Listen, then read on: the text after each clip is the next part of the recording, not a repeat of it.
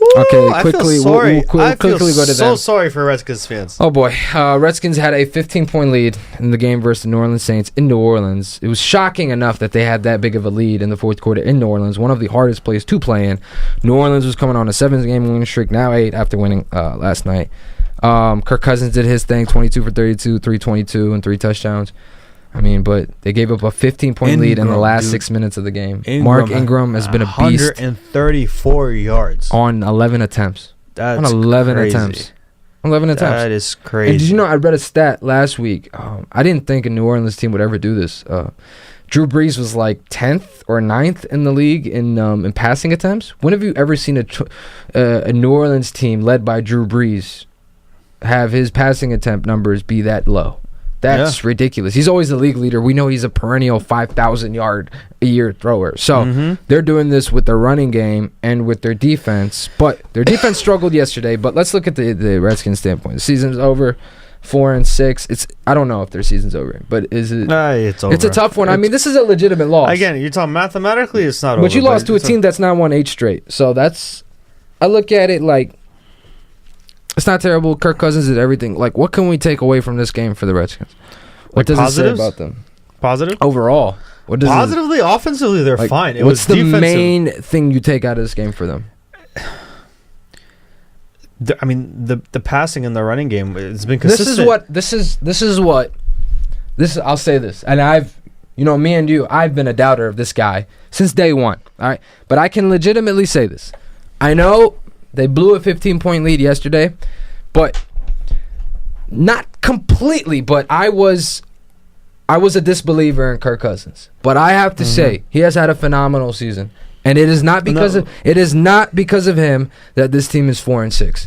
He did everything you could have possibly done yesterday to win that game. The fact that defense, and that 3rd-and-1 play in the last, 2 minutes, 30 seconds, the Redskins had an opportunity to convert a 3rd-and-1, and if they would have, the Saints were out of timeouts, and you could have basically ran the clock and ended the game there.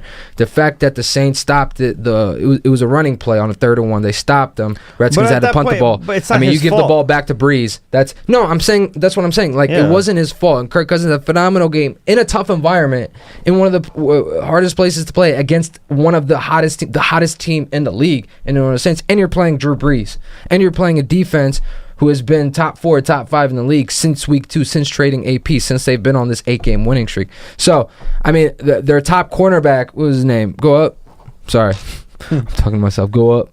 Their top cornerback went out with an injury. I keep forgetting his name, but that's my thing about the Saints. But I will give Kirk Cousins this. He has shown to me that he is not the change that needs to happen in Washington for them to get back. But do you think Washington's going to pay him? They've been paying him. They've been franchising. I mean, they're paying him more a year than any other. I think he's going to go to the Jets. I'm just saying, if Washington franchises him again, then he has no choice. I mean, I thought he was going to San Francisco before the Garoppolo trade. Yeah. But I don't even know, because the Niners aren't even playing Garoppolo yet. So it looks there's a chance that he might not even play. Anyway, what I would say about the Skins, this guy Perrine had a good rushing game, was 117 yards on the ground. They just have no receivers. Doxson had a pretty good game. But this is the story of their season so far. It's the story of the Redskins organization. Yeah. This is what gets me about them. But they have been. I'll give them this. I'll give them something. Another thing that I haven't seen from them years. They are a tough out. They're a tough team to beat. They're not losing. They don't blow out. They get blown out. They don't get blown out anymore, which is a great sign. Which means this team is heading in the right direction. But you need to draft a running back. You need a legitimate running back. Chris Thompson got injured yesterday, but he's a 3rd down back more than anything. You need a steady dose. Another guy that you haven't replaced Robert Morris since he left. You haven't really. And he wasn't even at his best until really his first couple years there. When he got 1,000+ yards the first couple years. After that, he was so-so. But that has to do more with the Redskins organization. So get a solidified running back that you can control time of possession. I mean, get receivers, because there was a stat a few weeks ago where there was no receiver on the Redskins team that was even in the top 90 in receiving yards. Are you kidding me? That's crazy. Top 90. That was ridiculous. I don't know what it is now. But they weren't playing without Terrell Pryor. But yeah, man, typical Redskins. I will say they're going in the right direction, though. I know they blew a 15-1 lead. I know this was probably... I forgot the stat I also read before the show where it was like teams with a 15 or 14-point lead with under 6 minutes to go in the fourth quarter were like 104 or 100 and something and 0, and now the Redskins are on that one side. Added a 1 to that 0. Yeah. So, I mean, I just think honestly, like what you said earlier, Cousins is definitely doing what he's he's more. proven a lot to me this year. Yeah, and he's been mobile. He's been running for first downs. He slides. He's showing the Redskins that he's worthy. I mean, the fact that he's doing what he's doing, the numbers that he's putting up, the numbers he put up yesterday without a legitimate number one option. I mean, Dye Stockton, he only had 4 receptions for 81 yards. He's been inconsistent all year. You remember that drop he had in the end zone of that Kansas City game on Monday Night Football? Like, that could have been a game right there. I mean, so he's been inconsistent. He hasn't had a consistent wide receiver all year. Jordan Reed's been in and out of the lineup. He was out yesterday again. Terrell Pryor, I mean, they had an opportunity to trade him back to the Browns. The Redskins denied it. I don't know why. So the fact that he's doing this without a legitimate number one running back, I know they had a good running game yesterday, but all season they haven't.